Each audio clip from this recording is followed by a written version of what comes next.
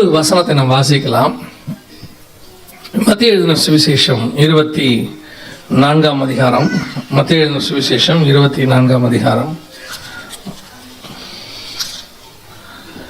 32, 33 வாசி. அத்திமரத்தினால் ஒரு ஓமை கற்றுக்கொள்ளுங்கள். அதிலே இளங்கிளை தோன்றி துளிர் விழும்போது வசந்த காலம் சமீபமாயிற்று என்று அறியீர்கள். அப்படியே இவைகளை எல்லாம் நீங்கள் காணும் போது அவர் சமீபமாய் வாசல் அருகே வந்திருக்கிறார் என்று அறியுங்கள். கண்களை மூடுவோம். நல்ல தகப்பனே, எங்கள் சர்வ வல்லமை உள்ள ஆண்டவரே, இந்த அருமையான வேலைக்காக உமக்கு ஸ்தோத்திரம். நாட்களை விசேஷித்துக் கொள்ளுகிறவன் கர்த்தருக்கென்று விசேஷித்துக் கொள்ளுகிறான் என்று சொல்லப்பட்டபடி இந்த 2 நாட்களும் உமக்கென்று நாங்கள் விசேஷித்தோம். ஆண்டவரே, உம்முடைய நாமத்தை மகிமைப்படுத்தவும் ஒரு கூட்டத்தை உம்முடைய வருகைக்கு ஆயத்தப்படுத்தவும், ஆண்டவரே, உம்மை அறிகிற அறிவில் இன்னும் அதிகமாய் வளரவும் இந்த கூட்டங்கள் பயன்படுவதற்காக உமக்கு ஸ்தோத்திரம். தேவ ஆவியானவர் இந்த 2 நாளும் ஆளுகை செய்வீராக, பொறுப்பெடுத்து நடத்துவீராக, வந்திருக்கிற ஒவ்வொருத்தரோடும் பேசுவீராக. ஆவியானவர் பேசினாதான்ப்பா இருதயத்துக்குள்ள வார்த்தைகள் போகும். மனுஷனையோ மனுஷனுடைய சத்தத்தையோ நாங்கள் இங்கே கேட்க வரவில்லை. ஆண்டவரே, மனுஷனுடைய சத்தம் விருதாவாய் இருக்கிறது. தேவ ஆவியானவருடைய சத்தம் மாத்திரமே எங்கள் மத்தியில் பேசட்டும். ஆவியானவர் நீங்க டேக் ஓவர் பண்ணுங்கப்பா, நீங்க ஆசீர்வதியும், வழி நடத்தும். எங்கள் ஆண்டவர் இயேசுவின் நாமத்தில் பிதாவே, அல்லேலூயா. அத்திமரத்தினால் ஒரு ஓமையை கற்றுக்கொள்ளுங்கள். அதில் இளம் தோன்றி துளிர் விடும்போது அவர் வாசல் அருகே வந்திருக்கிறார் என்று நீங்கள் அறிவீர்கள். எதை குறித்து இங்கே சொல்லப்பட்டிருக்கிறது அப்படின்னு கேட்டீங்கன்னா, பொதுவாக ஒவ்வொரு காலகட்டத்திலே ஒவ்வொரு காரியங்கள் மிக முக்கியமாக பூமியில் பிரசங்கிக்கப்படும். இப்போ பரிசுத்த ஆவியானவரை குறித்து சொல்லப்படும் போது அவருடைய பிரசங்கம் பாவத்தை குறித்தும் நீதியை குறித்தும் நியாய தீர்ப்பை குறித்தும் உலகத்தை கண்டித்து உணர்த்துவார் அப்படின்னு இருக்கு. இப்போ ஏனோக்குடைய பிரசங்கம் பார்த்தீங்கன்னா நியாய தீர்ப்பை குறித்து. யூதாவின் புஸ்தகம் 14வது வசனத்துல அவர் வருகிறார் என்று, பூமியை நியாய தீர்க்க வருகிறார் என்று சொன்னார்னு இருக்கு. அதே நேரத்தில் நோவாவுடைய பிரசங்கம் எதை குறித்து இருந்தது? அவருடைய காலகட்டம் ஏறக்குறைய ஒரு 600 வருஷம் கழிச்சு அவருடைய பிரசங்கம் எதில் அடிப்படையில் இருந்ததுன்னா நீதியை குறித்து. வசனம் சொல்லுது, நீதியை பிரசங்கித்தவனாகிய நோவா அப்படின்னு சொல்லு. ஒவ்வொரு காலகட்டத்தில் ஒவ்வொரு காரியத்தை குறித்து மிக பிரதானமாக பிரசங்கிக்கப்படும். இப்ப நம்முடைய காலத்துல எது பிரதானமாய் பிரசங்கிக்கப்பட்டது அப்படின்னு கேட்டீங்கன்னா, பாவத்தை குறித்து. இயேசு கிறிஸ்துவின் ரத்தம் சகல பாவங்களையும் மன்னிக்கிறது. ஸோ நம்ம இயேசுடைய சிலுவை பாடுகள், மரணம், உயிர்த்தெழுதல், இவை எல்லாவற்றையும் குறித்து நாம் மிக முக்கியமாக பிரசங்கித்து வருகிறோம். ஸோ இந்த 3 அடிப்படையில தான் பிரசங்கம் இருக்கும். பரிசுத்த ஆவியானவர் கொடுக்கிற பிரசங்கம் இந்த 3 அடிப்படையில தான் இருக்கும். பாவத்தை குறித்து, நீதியை குறித்து, நியாய தீர்ப்பை குறித்து அப்படின்னு இருக்கும். இப்ப நாம எதை பத்தி பார்க்க போறோம், எந்த காலகட்டத்தில் இருக்கிறோம் அப்படின்னு கேட்டா, மிக முக்கியமாக நாம் கடைசி காலகட்டத்தில் இருக்கிறோம். இந்த 2000 வருஷத்துல இயேசுவினுடைய பாவத்தை குறித்தும், அதாவது இயேசு கிறிஸ்து கொடுக்கிற பாவ மன்னிப்பை குறித்தும், அதற்கு பிறகு ஞானசானம், பரிசுத்தாவின் அபிஷேகம், இதை பத்தி எல்லாம் நிறைய பேசிட்டு இப்ப நாம எதை பத்தி மிக முக்கியமா பேச வேண்டிய காலகட்டத்தில் இருக்கிறோம் அப்படின்னா, வருகையை பத்தி நாம் பேச வேண்டிய காலகட்டத்துக்குள் இருக்கிறோம். காரணம், கடைசி காலத்துக்குள்ளே நாம் கடந்து வந்திருக்கிறோம். 2000வது வருஷத்தினுடைய முடிவுக்குள்ளே நாம் வந்திருக்கிறோம். இயேசு பரமேறி போய் 2000வது வருஷத்துக்குள்ளே நாம் வந்திருக்கிறோம். அந்த காலகட்டத்தில் அப்படி இருக்கும்போது இதுவரைக்கும் இருந்ததை பார்க்கலாம் இப்பொழுது அவருடைய வருகைக்கான ஆயத்தம் அதிகமாய் கொண்டே போகுது. ஏன்னா அவருடைய வருகை ரொம்ப சமீபமா மாறிக்கிட்டு இருக்கு. இல்ல அப்படிலாம் ஒன்றும் இல்லை. ஏன்னா 2 பேதுரு புத்தகத்தை நாம் வாசிக்கிறோம், கடைசி காலத்துல சில பரியாசக்காரர்கள் வந்து என்ன செய்வாங்களாம், அவருடைய வருகை எங்கே, அவர் வருகிறார் என்கிற தீர்க்க தரிசனம் எங்கே, வாக்கு தத்தம் எங்கே அப்படின்னு கேட்பாங்க அப்படின்னு. இப்பவும் அதே மாதிரிதான். கடைசி காலத்தை பத்தி நம்ம அதிகமா பேசணும்னா பரியாசம் அதிகம். அவர் வர நாள் செல்லும் அப்படிங்கிறவங்க இருக்கிறாங்க. ஆனா வசனம் சொல்லுது, லூக்கா எழுதின சுவிசேஷத்துல அவர் வரும் நாள் செல்லும் என்று சொல்லக்கூடியது யார் அப்படின்னு கேட்டா, பொல்லாத ஊழியக்காரன் அப்படின்னு இருக்கு. வருகையை பத்தி கடைசி காலம் அப்படிங்கறத எந்த காலத்துல இருந்து இருக்குன்னா 2000 வருஷமாவே கடைசி காலம் தான். எப்ப முடியும் நமக்கு தெரியாது. எல்லா காலகட்டத்திலும் அவர்கள் ஆயத்தமாய் இருந்தார்கள். இப்பவும் அதே மாதிரி தான், இதுவும் கடைசி காலம். ஒவ்வொரு காலகட்டத்திலும் அதுக்கான அடையாளங்கள் இருந்தது, இப்போ அதிகமாக இருக்கிறது. அதுல ஒரு அடையாளத்தை தான் அந்த மத்திய 24 நம்ம வாசிக்கிறோம். அந்த 32, 33 ஆண்டவர் சொன்னாரு, அத்தி மரத்தினால் ஒரு ஓமையை கற்றுக்கொள்ளுங்கள் அப்படின்னு சொல்லி. எந்த ஓமை? ஓமை என்றால் என்ன அப்படின்னு சொன்னா ஒரு ரகசியம்னு அர்த்தம். மத்திய 13, 9, 10 ஓமை என்பதற்கு ரகசியம் என்று கர்த்தர் சொல்லுகிறார். ஏன் நீர் அவர்களோடு ஓமைகளாக பேசுகிறீர் அப்படின்னு கேட்டதுக்கு இயேசு சொல்றாரு, பரலோக ராஜ்யத்தின் ரகசியங்களை அறிந்து கொள்ளும்படி உங்களுக்கு அருளப்பட்டது அவர்களுக்கும் அருளப்படவில்லை அப்படின்னு. அப்போ ஓமை என்பது பரலோக ராஜ்யத்தின் ரகசியம். அத்தி மரத்தினால் ஒரு ரகசியத்தை கற்றுக்கொள்ளுங்கள், அதில் இளம் கிளை தோன்றி துளிர் விடும் போது அவர் வாசல் அருகே வந்திருக்கிறார் என்று அர்த்தம். எந்த அத்தி மரம் அப்படின்னு கேட்டீங்கன்னா, இந்த வசனம் சொல்லப்பட்டது ஒலிவ மலையில இருந்து இயேசு சொல்றார். ஒலிவ மலையில உட்கார்ந்து இருக்கும் போது இது ஆண்டவர் சொல்றார். ஏன்னா 3வது வசனம் சொல்லுது, மத்திய 24:3 அவர் ஒலிவ மலையில் இருக்கும் பொழுது சீஷர்கள் அவரிடத்தில் தனித்து வந்து அப்படின்னு இருக்கு. எந்த அத்தி மரத்தை குறித்து ஆண்டவர் சொல்றாருன்னா, அதுக்கு முன்னாடி கொஞ்சம் வாசிச்சு பாத்தீங்கன்னா, அவர் எருசலேமுக்குள்ள நுழையும் போது அத்தி மரத்தை சபித்தார் அப்படின்னு இருக்கு. அதுக்கு அடுத்த நாள் தான் இந்த கேள்வியை கேட்கிறாங்க. அந்த கேள்வியை கேட்கும் போதுதான் இயேசு சொல்றாரு, அத்தி மரத்தினால் ஒரு ஓமையை கற்றுக்கொள்ளுங்கள்னு சொல்றாரு. எந்த அத்தி மரத்தை அவர் சபித்தாரோ அந்த அத்தி மரம் துளிர் விடுகிறதை நீங்கள் காணும் போது அப்படின்னு அர்த்தம். அதோட அர்த்தம் என்னன்னா, ஆவிக்குரிய அர்த்தம் என்னன்னா, ஆண்டவர் அத்தி மரம் என்று சொல்லுவது இஸ்ரவேல் தேசத்தை. மத்திய 24 மன்னிக்கணும், எரேமியா 24:5 அத்தி மரம் என்பது இஸ்ரவேல் தேசத்தை குறிக்கிறது. இஸ்ரவேல் ஜனங்களை அத்தி பழம் என்று கர்த்தர் சொல்லுகிறார். இஸ்ரவேல் தேசம் அத்தி மரமாகும். அப்போ எந்த அத்தி மரத்தை, எந்த இஸ்ரவேல் தேசத்தை கர்த்தர் சபித்தாரோ அந்த இஸ்ரவேல் தேசம் மீண்டும் துளிர்க்கும். அந்த சாபம் நீங்கி அது மீண்டும் துளிர்க்கும். துளிர்த்து வரும்போது வசந்த காலம் சமீபமாயிற்று என்று நீங்கள் அறிவீர்கள் என்று வேதம் சொல்லுகிறது. ஓசியா தீர்க்கதரிசன புஸ்தகம் 3ஆம் அதிகாரம் 4-5 வசனத்துல இஸ்ரவேல் ஜனங்கள் மீண்டும் திரும்பி தங்கள் தேசத்திற்கு கடைசி நாட்களில் வருவார்கள் என்று வசனம் சொல்லுகிறது. 5வது வசனத்துல, பின்பு இஸ்ரவேல் புத்திரர் திரும்பி தங்கள் தேவனாகிய கர்த்தரையும் தங்கள் ராஜாவாகிய தாவீதையும் தேடி கடைசி நாட்களில் கர்த்தரையும் அவருடைய தயவையும் நாடி அஞ்சிக்கையாய் வருவார்கள் அப்படின்னு இருக்கு. அப்ப இஸ்ரவேல் தேசம் மீண்டும் துளிர்க்கும் போது அது கடைசி நாள். இஸ்ரவேல் தேசம் துளிர்க்கும் போது அது வசந்த காலம். கடைசி நாட்களிலே அவர்கள் திரும்பி வருவார்கள் என்று வேதவசனம் சொல்லுகிறது. அந்த இயேசு சபித்த அந்த அத்திமரமானது, இஸ்ரவேல் தேசமானது மீண்டும் துளிர்த்தது எப்போது அப்படின்னு சொல்லி பாத்தீங்கன்னு சொன்னா, திரும்பி அவங்க வந்தது எப்போது அப்படின்னு சொல்லி பாத்தீங்கன்னா, 1948 மே மாசம் 14ஆம் தேதி இஸ்ரவேல் தேசம் துளிர்த்தது. அன்னைக்கு துளிர்த்த இஸ்ரவேல் தேசம் இன்னைய வரைக்கும், இப்போ 2022 வரைக்கும் மீண்டுமாக அந்த தேசத்துக்கு ஜனங்கள் வந்து கொண்டே இருக்கிறார்கள். நீங்க பார்க்கிற இந்த காரியங்கள் எல்லாம் இஸ்ரவேல் தேசத்துக்கு ஜனங்கள் திரும்பி வருவது. பக்கத்தில் உள்ளது அவர்கள் துளிர்த்தது 1948 மே 14. கர்த்தர் சொன்னபடி கடைசி காலம், அதாவது கடைசி நாட்களில் அவர்கள் திரும்பி வருவார்கள் என்ற தீர்க்க தரிசனமானது நிறைவேறிவிட்டது. அவங்க திரும்பி வர தொடங்கிட்டாங்க.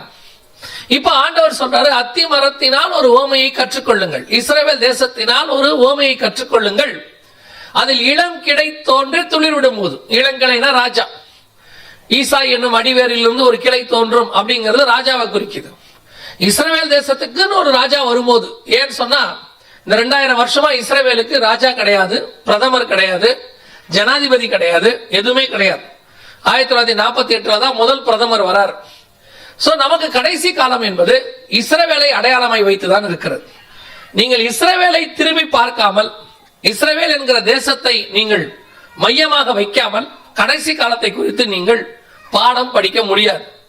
நீங்கள் கடைசி காலம் என்பதை குறித்தும் நீங்கள் கடைசி காலத்தினுடைய அடையாளங்களை குறித்தும் படிக்க வேண்டுமானால் இஸ்ரவேல் தேசத்தை நீங்கள் மையமாக வச்சா மட்டும்தான் முடியும்.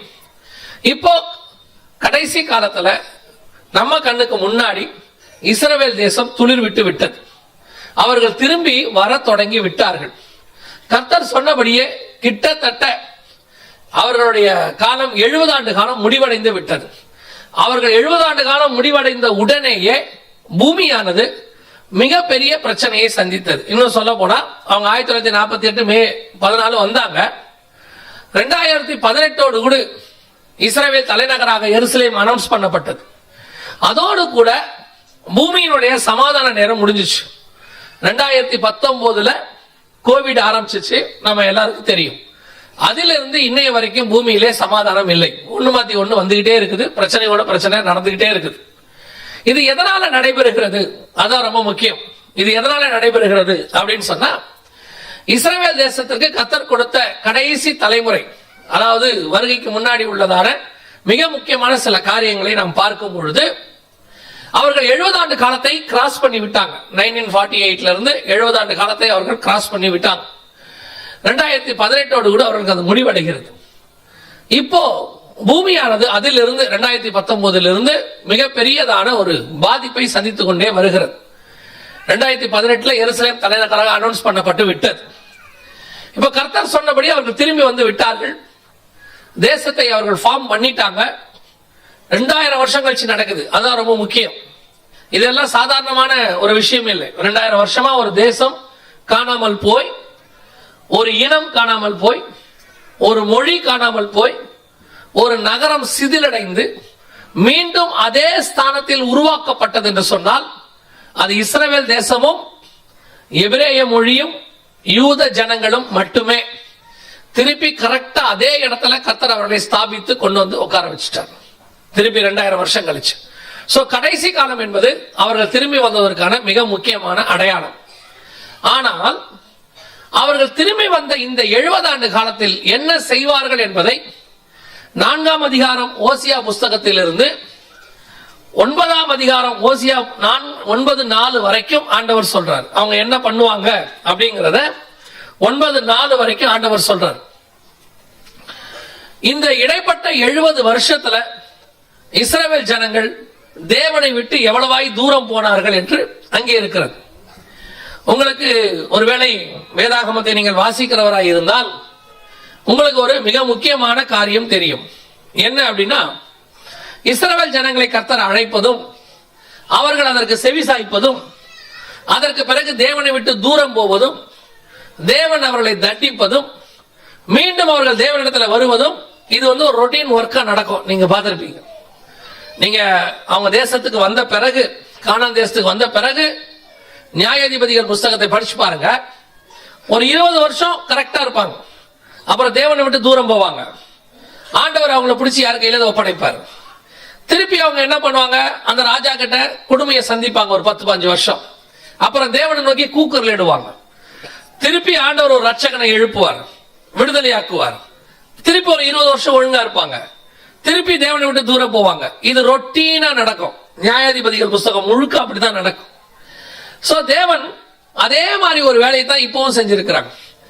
9ஆம் அதிகாரம் 4ஆம் வசனத்துல ஆண்டவர் சொல்றாரு, அவர்கள் கர்த்தருக்கு திராட்சரசம் பான பலியை வார்ப்பதும் இல்லை, அவருக்கு அங்கீகரிப்பாய் இருப்பதும் இல்லை. அவருடைய பலிகள் அவர்களுக்கு துக்கம் கொண்டாடுகிறவர்களின் அப்பத்தை போல் இருக்கும். அதை புசிக்கிற யாவரும் தீட்டுப்படுவார்கள். அவருடைய அப்பம் அவர்களுக்கே ஆகும், அது கர்த்தருடைய ஆலயத்தில் வருவதில்லை அப்படின்னு இருக்கு. இஸ்ரவேல் ஜனங்களை பத்தி ஆண்டவர் சொல்றாரு. அவங்க வந்த பிறகு நடக்கிற விஷயத்தை பத்தி சொல்றாரு. இந்த 70 வருஷத்துல கர்த்தர் அவர்கள் செய்கிற காரியங்கள் எல்லாம் அந்த 4ஆவது அதிகாரத்துல சொல்லிக்கிட்டே வர்றார். இந்த குறிப்பிட்ட 70 வருஷத்துல இஸ்ரவேல் ஜனங்களை பாத்தீங்கன்னா தேவனை விட்டு தூரமாய் ரொம்ப தூரம் போயிருப்பாங்க. தேசத்துல இப்ப இஸ்ரவேல் தேசத்துல பாத்தீங்கன்னா தேவன் அருவருக்கிற விக்கிரகம் உண்டு. அங்கே இஸ்ரவேல் தேசத்துல மதுபானம் உண்டு. இஸ்ரவேல் தேசத்துல விபச்சாரம் உண்டு. இஸ்ரவேல் தேசத்துல கர்த்தருக்கு எதெல்லாம் பிடிக்காதோ எல்லாம் இருக்கும். ஒருவேளை நீங்க கேட்கலாம், ஏங்க இது எந்த தேசத்துல இல்ல, இஸ்ரவேல் தேசத்துல மட்டும்தான் இருக்குதா? எந்த தேசத்துல இல்ல, எல்லா தேசத்திலயும் இருக்குது, ஏன் இஸ்ரவேலை மட்டும் நீங்க அப்படி சொல்றீங்க அப்படின்னு கேட்டீங்கன்னா, கவனித்துக் கொள்ளுங்கள். உலகத்தில் எந்த தேசத்தில் வேணாலும் இருக்கலாம், அது இஸ்ரவேல் தேசத்தில் மட்டும் இருக்கக்கூடாது.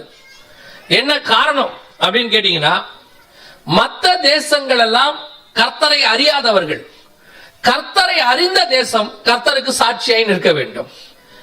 ஏன்னா கர்த்தர் தான் அவங்களை திருப்பி கொண்டாந்து இருக்கிறார்.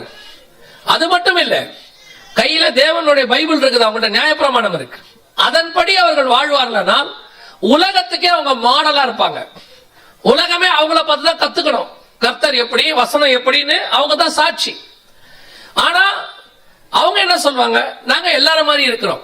இதே பிரச்சனை தான் சபைகளுக்குள்ளேயும் இருக்கிறது. சபைனா நான் சொல்றது டினாமினேஷன் இல்ல, நமக்குள்ள விசுவாசிகளுக்குள்ள. இன்னைக்கு சபைகளுக்குள்ளே கர்த்தர் இருக்கிற எல்லா காரியமும் இருக்கு. உலகத்துல என்னென்ன இருக்குதோ எல்லா சபைக்குள்ளேயும் இருக்கு. உலகம் செய்யற எல்லாத்தையும் சபையும் செய்யுது. ஆனா இன்னைக்கு சபையில இருக்கிற ஒரு சிலர் என்ன சொல்றாங்க, ஏன் நாங்க செய்யக்கூடாது, அவங்க எல்லாம் செய்யும்போது நம்ம செய்ய வேண்டாமா, அவங்களுக்கே செய்யலானா உலகமே செய்யலானா நாங்க தேவனுடைய பிள்ளைகள் நாங்க செய்யக்கூடாதா அப்படின்னு கேட்கிறாங்க. செஞ்சா என்ன தப்பு அப்படிங்கிறாங்க. நல்லா தெரிஞ்சுக்கொள்ளுங்க, உலகம் செய்யற எல்லாவற்றையும் நீங்களும் நானும் செய்ய முடியாது. உலகத்துல அனுமதிக்கிற எல்லாம் உங்களுக்கு எனக்கு கிடையாது. நமக்கு எல்லாவற்றையும் அனுபவிக்க அதிகாரம் உண்டு. எல்லாமும் நமக்கு தகுதியாயிராது. சட்டப்படி பார்த்தா நமக்கு அனுமதி உண்டு, ஆனா அது நமக்கு தகுதி கிடையாது. இன்னைக்கு சபை அந்த தப்பை தான் செஞ்சிட்டு இருக்குது. சபைகளுக்குள்ளே கர்த்தர் அருவருக்கிற எல்லா காரியமும் நடக்குது. கர்த்தருக்கு பிரியமில்லாத ஆட்டம், கர்த்தருக்கு பிரியமில்லாத பாட்டு இருக்கு, கர்த்தருக்கு பிரியமில்லாத பாட்டு இருக்கு, கர்த்தருக்கு பிரியமில்லாத ஆராதனை இருக்குது, கர்த்தருக்கு அருவருக்கிற அரசியல் உள்ள இருக்கு. கர்த்தர் அருவருக்கிற இன்னொரு பெரிய காரியம் பவுல் சொல்றாரு, உங்களுக்குள்ள பிரச்சனை வந்தா சபையில இருக்கிற ரொம்ப லீஸ்ட் ஆள கூப்பிட்டு பிரச்சனையை சால்வ் பண்ண சொல்லுங்க. ஏன்னு சொன்னா உங்களுக்குள்ள பிரச்சனை வந்தா நீங்க எல்லாம் போய் புறஜாதியார்கிட்ட போயிட்டு நீங்க வழக்க தீர்த்துக்கிட்ட போறீங்க, அவமானம் இல்லையான்னு கேட்கிறாரு. இன்னைக்கு சபைகள்ல இருக்கிற அவமானமான காரியம் என்ன, சபையில இருக்கிற பிரச்சனையை தீர்க்கிறதுக்கு வெளியே இருந்து காவலர்களும் போலீஸ்காரங்களும் வந்து புல்பெட்டி மேல ஏறி நிக்கிறாங்க. அருவருப்பா இருக்குது. இன்னைக்கு சபை கர்த்தரை விட்டு தூரம் போகிறது, கர்த்தரை விட்டு தூரம் போகுது. அதனாலதான் ஆண்டவர் சொல்றாரு, உன்னுடைய திராட்சை ரசமும் எனக்கு தேவையில்லை, உன் அப்பமும் எனக்கு தேவையில்லை. எல்லாத்தையும் பண்ணிட்டு நீ அப்பமும் திராட்சை ரசமும் கம்யூனும் எடுக்க வந்துட்டா எல்லாம் சரியாயிருச்சுன்னு நாம நினைச்சுக்கிறோம். ஆராதனை நடத்திட்டா எல்லாம் சரியாயிருச்சு, பாட்டு பாடிட்டா எல்லாம் சரியாயிருச்சு. இஸ்ரவேல் ஜனங்க அப்படிதான் நினைச்சுக்கிட்டாங்க. பலி செலுத்திட்டா, தசமபாகம் காணிக்கை கொடுத்துட்டா எல்லாம் சரியா போயிடும் சொல்லி இஸ்ரவேல் ஜனங்கள் சபைகளுக்குள்ள எல்லாத்தையும் செஞ்சுட்டு தசமபாகம் காணிக்கையும் பலியையும் கரெக்டா செஞ்சிருவான். அதனாலதான் கர்த்தர் சொல்றாரு, உங்களுடைய பலிகள் எனக்கு அருவருப்பா இருக்கிறது என்று சொன்னார். இன்னைக்கு கடைசி காலத்துல இதுதான் சபையினுடைய நிலை. இதுதான் கடைசி காலத்துல சபையினுடைய நிலை. சபை அருவருப்பான காரியங்களை செய்கிறது, கர்த்தருக்கு பிரியம் இல்லாதது. விசுவாசிகள் நீங்கள் ஒன்றை நன்றாய் புரிந்து கொள்ள வேண்டும். சபை என்பது நம் இஷ்டத்துக்காய் கூடி வருகிற இடம் இல்லை, கர்த்தர் இஷ்டத்துக்காக நாம் கூடி வருகிற இடம். நாம விருப்பப்பட்டு அவர் ஆராதிக்கிறது இல்ல, கர்த்தர் விருப்பத்துக்கு ஏற்றபடி நாம் அவரை ஆராதிக்க வேண்டும். நான் என்ன வேணாலும் பாடுவேன் அவர் கேட்பாருன்னா அதுக்கு பேர் ஆராதனை இல்ல. அவர் விருப்பப்படுகிறபடி நான் பாடுவேன், அதுக்கு பேர் தான் ஆராதனை. சபைகள் மனுஷனை திருப்திப்படுத்துகிற இடமாய் மாறிவிட்டது. சபை கர்த்தரை திருப்திப்படுத்துகிற இடமாய் இருக்க வேண்டும். பவுல் எழுதும் போது கலாத்தியருக்கு சொல்றாரு, நான் இன்னும் மனுஷனை பிரியப்படுத்துகிறவனா இருந்தால் தேவனுக்கு ஊழியக்காரன் அல்லவே. இன்னைக்கு சபை மனுஷனை பிரியப்படுத்துகிற ஸ்தலமாய் மாறிக்கொண்டிருக்கிறது. அதனுடைய விளைவாய் கர்த்தர் சொல்றாரு, உன் அப்பமும் உன் திராட்சரசமும் எனக்கு தேவையில்லை, அதாவது உன் கம்யூனியன் எனக்கு வேணாங்கிறது. அதுதான் நடந்துச்சு. கடந்த 2-3 வருஷமா நீங்க பார்த்திருப்பீங்க, பல நாடுகள்ல பல இடங்கள்ல கர்த்தர் சபையை அடைத்து போட்டார். சபை அடைக்கப்பட்ட போது அநேகர் அதை குறித்து சொன்ன போது வருத்தப்பட்டார்கள். சபை அடைக்கப்பட்டதை பத்தி இப்படி பேசுறீங்களே, ஏன் இப்படி பேசுறீங்க? எனக்கு எப்போ ஒன்று மட்டும் தெரியும், சபையை மூடுகிற அதிகாரம் எந்த அரசாங்கத்திற்கும் இல்லை, சபையை மூடுகிற அதிகாரம் எந்த வியாதிக்கும் இல்லை, சபையை மூடுகிற அதிகாரம் எந்த மனுஷனுக்கும் இல்லை. காரணம், சபை இயேசு கிறிஸ்துவின் ரத்தத்தாலே மீட்கப்பட்ட சபை. அது பாதாளத்தின் வாசல்கள் மேற்கொள்ளாது என்று வசனம் தெளிவா சொல்லுது. அதுதான் உண்மை. சபை ஏன் கொரோனாவுக்கு மூடப்பட்டதுன்னா, கொரோனாவை பார்த்து சபை பயந்துருச்சுன்னு அர்த்தம். ஆனா சபை கொரோனாவை பார்த்து பயந்திருக்க கூடாது, சபை கொரோனாவை சுகப்படுத்துகிற ஸ்தலமாக மாறி இருக்க வேண்டும். சபை ஹீலிங் சென்டரா இருக்கணும். அதுதான் இன்னைக்கு என்ன ஆயிடுச்சுன்னா, யாருமே ஜெயிக்க முடியாத இஸ்ரவேல் ஜனங்களை ஒண்ணுமில்லாத சின்ன சின்ன ராஜாக்கள்லாம் ஜெயிச்சாங்க ஒரு காலத்துல. அந்த மாதிரி தான் இப்ப நடந்துச்சு. எந்த அரசாங்கத்தால, ரோம சாம்ராஜ்யம், கிரேக்க சாம்ராஜ்யம், அதற்கு பிறகு வந்த எத்தனையோ சாம்ராஜ்யங்களால் அழிக்க முடியாத சபையை கண்ணுக்கு தெரியாத கொரோனான்னு ஒண்ணு வந்து மூடிருச்சு. காரணம் என்ன? கர்த்தரை விட்டு சபை தூரம் போனது. எல்லா இடத்துல ஒவ்வொரு நாட்டுல ஒவ்வொரு விதமான காரியம். அதுல எல்லாரும் என்ன கேட்கிறாங்க, எங்ககிட்ட என்ன பிரச்சனை, உங்ககிட்ட என்ன பிரச்சனை ஆண்டவருக்கு தான் தெரியும். ஆண்டவர் சபையை மூடுவதற்கு அனுமதி கொடுக்கிறார்னா அதனாலதான் காரணம். இன்னைக்கு கர்த்தர் கிருபையை மனமிறங்கி இருக்கிறார். கர்த்தர் மீண்டும் திறப்பதற்கு வழிவாசல் கொடுத்திருக்கிறார். இந்த கொரோனா நேரத்துல எத்தனை பேர் உண்மையா ஜெபம் பண்ணாங்கன்னு கர்த்தருக்கு தெரியும். எத்தனை பேர் அழுதாங்கன்னு கர்த்தருக்கு தெரியும். ஐயோ, சபை மீண்டும் திறக்கணுமே, நாங்க கூடி வந்து ஆராதிக்கணுமே, கர்த்தரை ஆராதிக்க முடியலையே. ஏன்னா சபை கூடி வருவதை சிலர் விட்டு விடுகிறது போல நீங்கள் விட்டு விடாதிருங்கள் என்று கர்த்தர் சொல்லி இருக்கிறார். கூடி வந்து ஆராதிக்கிறதுல தான் வல்லமை. ஆன்லைன்ல நீங்க ஆராதிக்கிறதுல வல்லமெல்லாம் கிடையாது. அது இன்ஃபர்மேஷன். சில காரியங்களை உங்களுக்கு ஆன்லைன்ல வேற வழி இல்லாம சொல்லி கொடுத்துக்கிறாங்க, அவ்வளவுதான். இப்ப நாங்களுமே ஆன்லைன்ல பேசுறோம். ஆனால் ஆன்லைன்ல பேசுவது என்பது நேராய் வந்து கர்த்தரை ஆராதிப்பதற்கான எந்த விதத்துல அது ஈக்குவலா மாறாது. அது வேறு, இது வேறு. வீட்டு சாப்பாடுக்கும் ரோட்ல சாப்பிடுற ஃபாஸ்ட் ஃபுட் சாப்பாடுக்கும் டிஃபரன்ஸ் இருக்குது. சில நேரத்தில் அது பார்க்கறதுக்கு டேஸ்டா இருக்கும், ரொம்ப சீக்கிரமா கிடைக்கும், வசதியா இருக்கும். ஆனா வீட்டு சாப்பாடு தான் ஆரோக்கியம். அதே மாதிரி தான் கர்த்தரை ஆராதிக்கிற ஆராதனை தான் நல்லது. அது தேவனுடைய வீட்டுல வந்து கூடி ஆராதிக்கணும். நம்ம கர்த்தரை கூடி ஆராதிக்கிறதா ஆராதனை. ஆன்லைன்ல அவங்க வீட்டுல பாத்துக்கிட்டு வைஃபை கட்டாவும், நெட்டு கட்டாவும், கரண்ட் போவோம், அப்புறம் பாத்துக்கிட்டே இருக்கும்போது இன்னொரு போன் வரும், எல்லாம் நடக்கும். இது வந்து எப்பொழுதுமே ஆராதனைக்கு ஈக்குவலாய் ஆன்லைன் ஆராதனை மாறவே மாறாது.